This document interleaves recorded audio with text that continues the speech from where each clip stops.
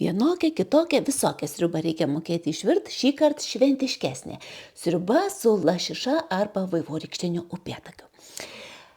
Pirmiausia, imam porą, naudosiu jo ir tos žaliosios dalies, ir baltosios dalies.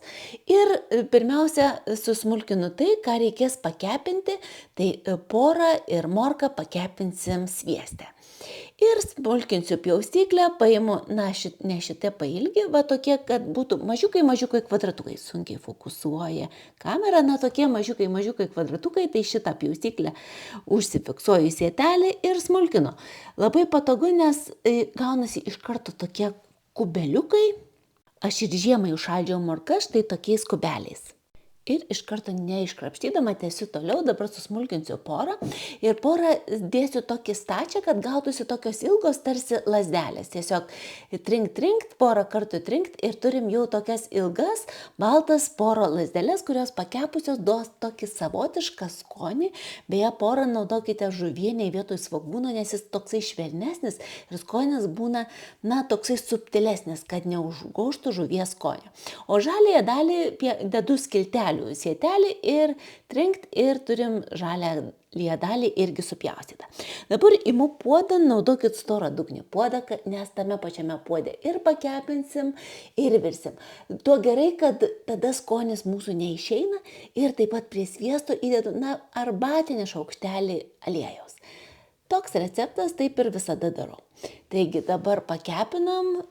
Ir kol mūsų kepina, imam bulves ir vieną bulvę susmulkinsim smulkiais kubeliais tam, kad jinai paskui verdant mums ištištų, o kad gautųsi didesni gabalėliai, dabar susmulkinsim 2 bulves stambesniais kubeliais.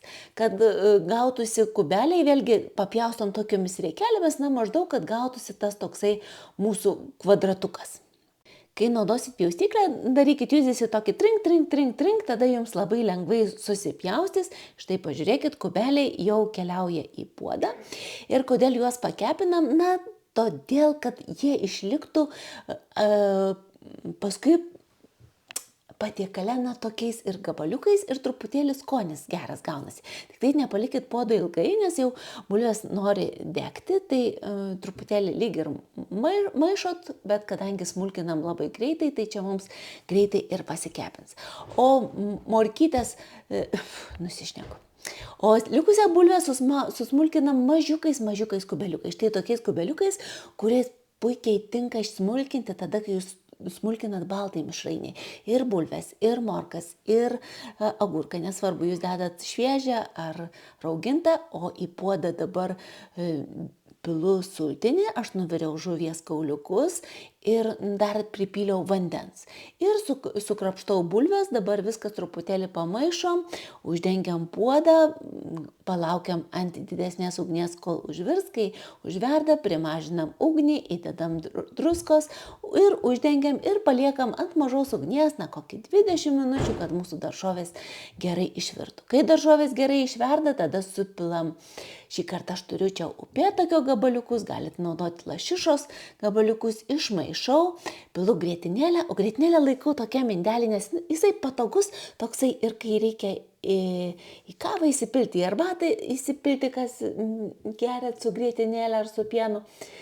Ir taip pat į sriubą dar dedu lydyto sūrelio. Negailiu jo čia virš pusę indelio, tokio beskonio sūrelio. Be priedų, tas vadinasi toks lydytas sūrelis. Ir tada dedu dar krapų, uždengiu ir ant mažos ugnytės kokias 5 minutės, tada išjungiu ir dar palaukiu 20 minučių. Tiesa, nepamirškit paragauti, galbūt trūksta druskos, tai dar kol prieš išverdant jūs įberkite druskos. Tiesa, nepasakiau ten, kad sūdžiau ir dėjau kvapiųjų pipirų. Daugiau jokių prieskonių apart krapų. Druska, krapai ir kvapieji pipirai. Tiek mūsų skonių ir viskas. Mūsų sriuba yra išvirusi, skanaujam. O jeigu jūs norėsite įsigyti tupperware gaminių, nesvarbu ką, puodą, pjaustyklę, dubenėlių, kokių samčių samtelių ar kažko, tai rašykit man, jūsų norai visada laukiami. Apkabinu visus, iki susirašymo, iki.